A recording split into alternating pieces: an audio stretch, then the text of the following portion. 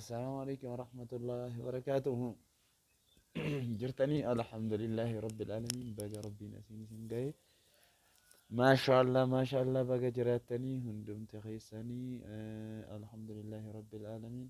قويا نرأى قويا كمساتي هندك يسنو بقى قويا كمساتي ربين اسنين جاي إن شاء الله فيديو يوتيوب كيارتي siiniif gadhiifamu hundaayyuu inshaallah laayik sabiskiraayib gochuudhaan yuutuubii kenna wajjin hanguddifnu isiniin jedha hundi keessanuu